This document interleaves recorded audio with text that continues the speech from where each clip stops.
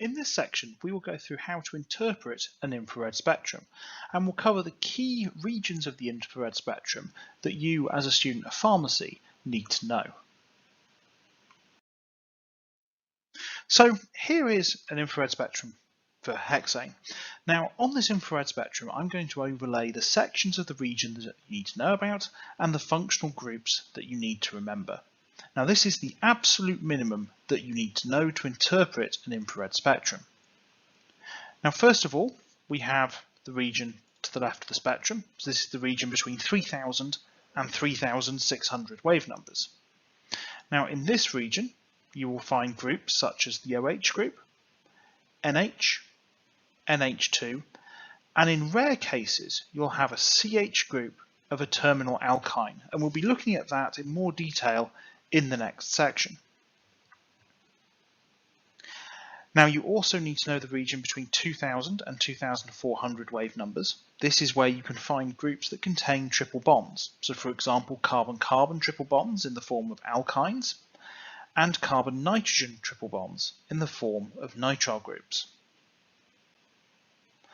The third region that you need to know about contains double bonds. So these are carbon-oxygen and carbon-nitrogen double bonds, and spans the region of the infrared spectrum between 1550 and 1750 wave numbers. Groups in this region include esters, ketones, aldehydes, carboxylic acids, amides, and nitro groups. Now, the final region that you need to know about is the fingerprint region. This is the region below 1500 wave numbers and can be seen here.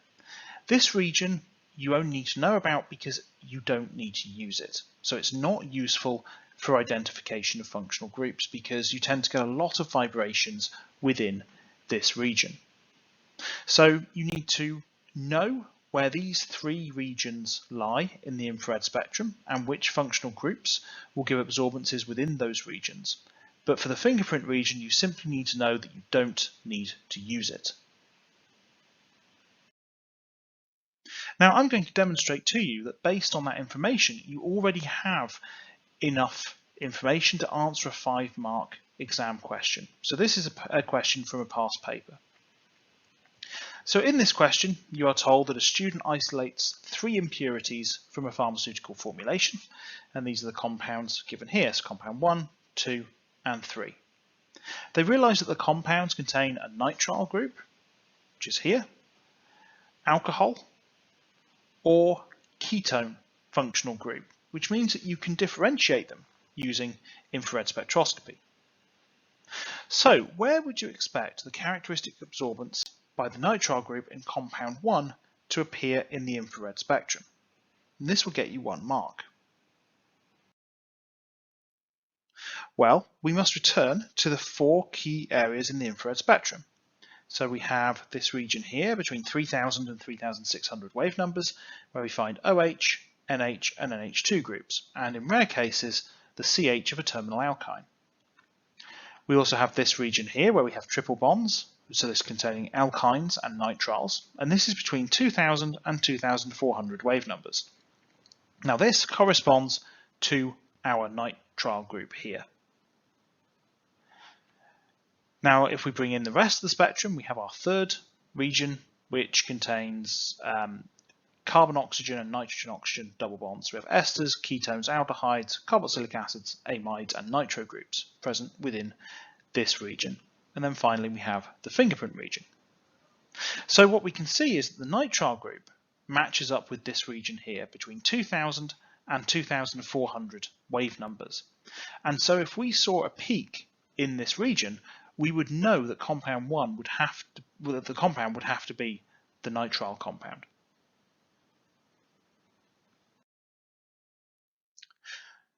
So let's look at the next part of the question. Which compound, 2 or 3, and they're shown here, one with an alcohol, one with a carbon-oxygen double bond, so we have a ketone, give rise to spectrum A?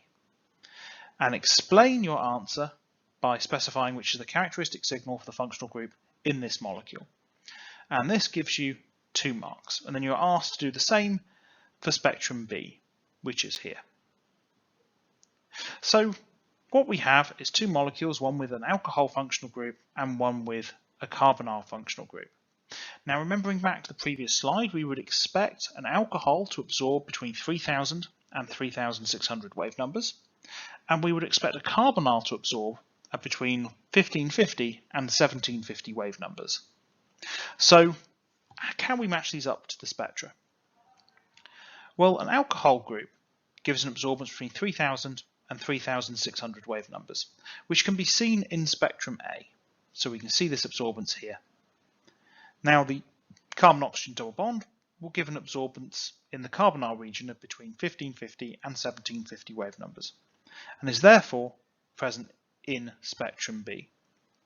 So the way that you would answer this question is you can explain that which functional group belongs to which spectrum, and you can give the specific absorbance for those functional groups that lets you tell the difference between the two.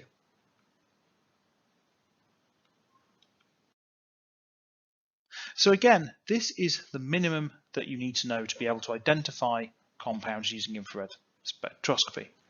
So we have the region between 3000 and 3600 wave numbers that contains OH, NH and NH2 groups, and in rare cases the CH of a terminal alkyne.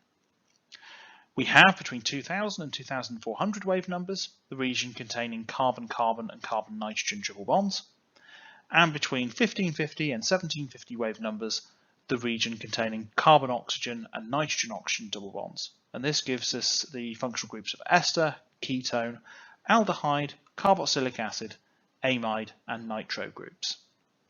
And then finally, below 1500 wave numbers, we have the fingerprint region. Now this is not useful for visual identification of functional groups, and I'm going to show you why that is. So here is the fingerprint region for two compounds. We have beta-methazone and dexamethasone. Now the only difference between the two compounds is that we have a methyl group pointing in opposite directions. So these compounds are very, very closely related to each other.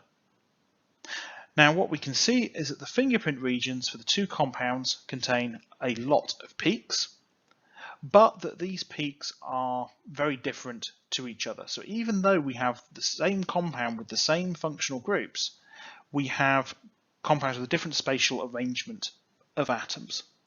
And we're not able to use infrared spectroscopy to distinguish between these two molecules. So this fingerprint region ends up with a lot of absorption peaks, and it makes it very hard for us to work out what is going on.